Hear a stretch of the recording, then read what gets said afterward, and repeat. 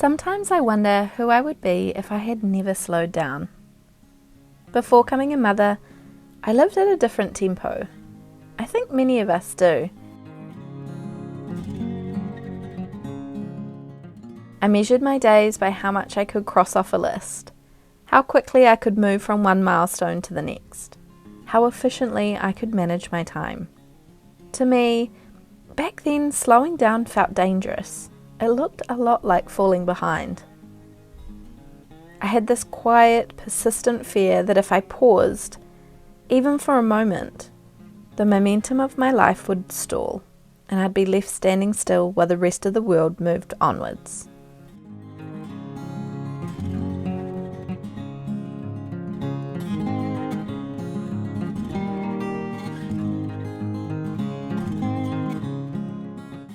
And then motherhood arrived, and with it, a collision of worlds.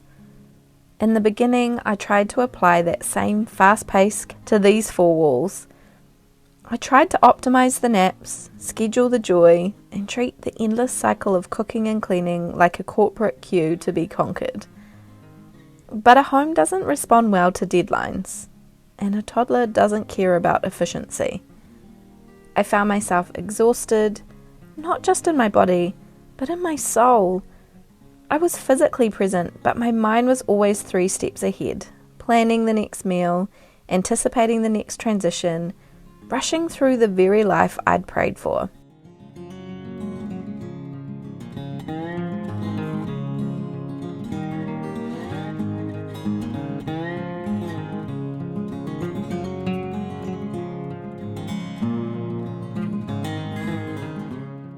One afternoon, watching the light move across the living room floor while my son slept, I realised something uncomfortable. I don't think I'm the same person I was a few years ago. And more than that, I didn't want to be.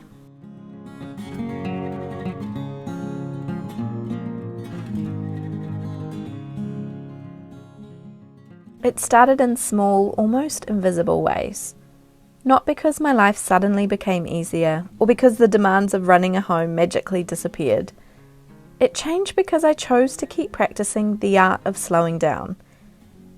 And it is a practice. It's a daily, sometimes hourly, turning of the wheel.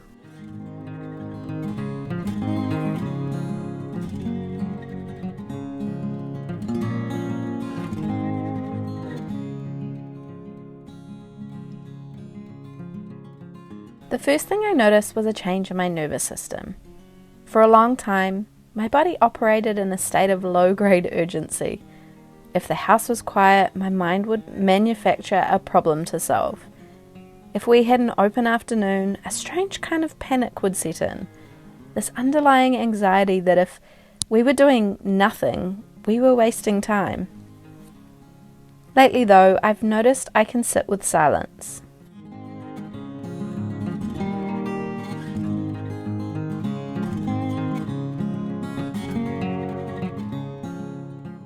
I don't panic when the calendar is blank anymore. I've become deeply interested in seasons instead of deadlines. I'm learning to look at my life through the lens of a gardener rather than a manager. A gardener knows you cannot rush the winter, and you cannot force the fruit to ripen before its time. There is a season for letting go, a season for waiting, and a season for growth. I notice beauty much more easily now. It's not that beauty wasn't there before. It's just that you cannot see the delicate texture of a leaf or the way the morning mist hangs over the grass when you are running past them.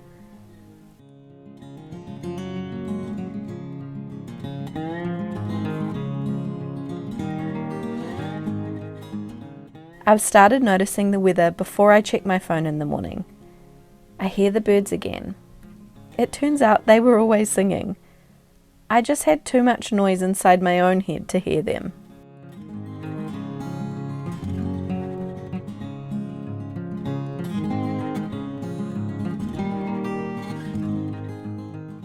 Perhaps a deeper shift has happened in how I move through the days with my son.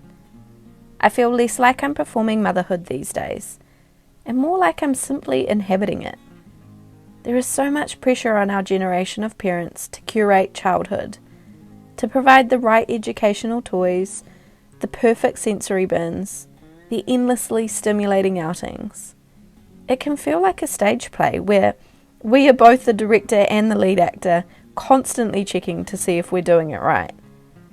When I stopped chasing that ideal, the space opened up.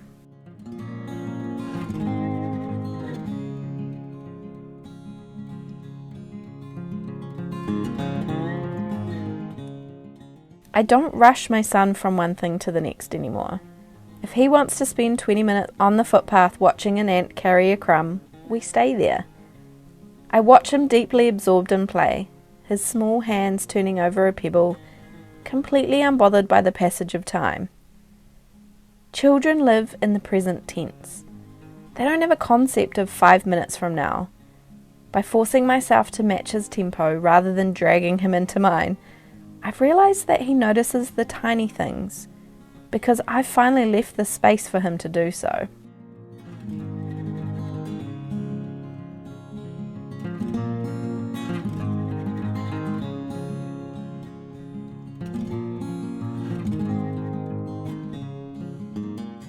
I spend much less money chasing entertainment for us now too.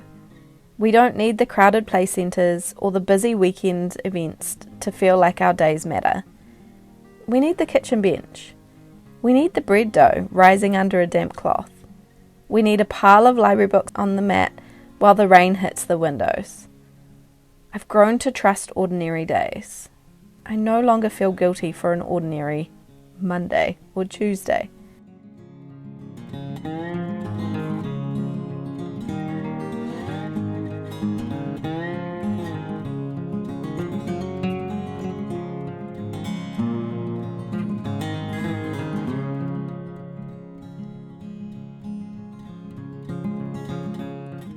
It really does take a long time to untangle your self-worth from your productivity. We're told in 1,000 subtle ways every day that our value is tied to our output. And when your primary work is the invisible, repetitive labour of the home, the washing that fills up again by the evening, the meals that are consumed in minutes, it is incredibly easy to feel like you're standing still.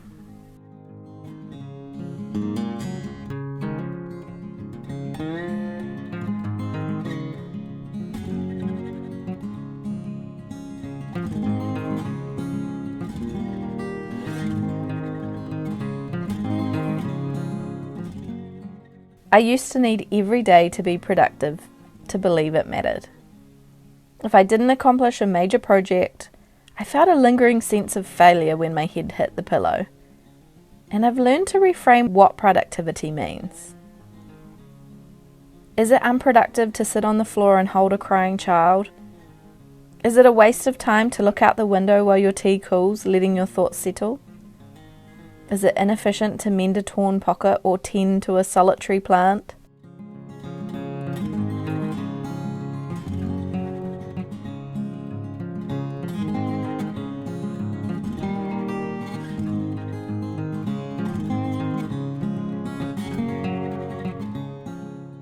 I've become more patient. Not perfectly. I still look at the clock on long afternoons wondering how it's only 2 o'clock. But there is a softness now that wasn't there before. A willingness to forgive the mess, both in my home and in myself. My home feels calmer, not because it's perfectly organised, but because the emotional climate inside, it's shifted. The air is less frantic. We don't feel constantly behind anymore, even though our life is still incredibly full.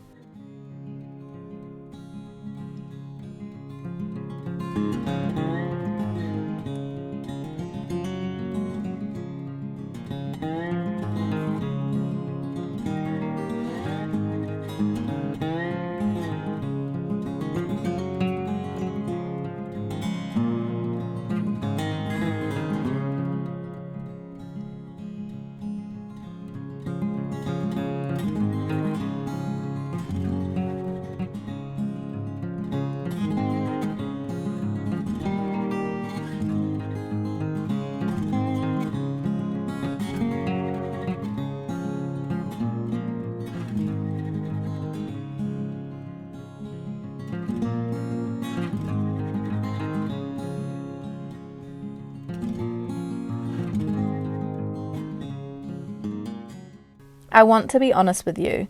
Slowing down hasn't solved everything. It hasn't magically erased the hard parts of motherhood. I still feel overwhelmed sometimes. I still have weeks where the calendar overflows, the laundry piles up to the ceiling, and the noise feels too loud. Choosing a slower life doesn't mean building a fortress where the realities of the world can't touch you. But it has completely changed the way I move through those seasons. It's given me an anchor, a place to return when the storm clears. I know now that the chaos is temporary, but the rhythm we've built is permanent. I didn't lose myself by slowing down. I just finally found the person I was meant to be all along. And perhaps that's what I was really looking for from the very start.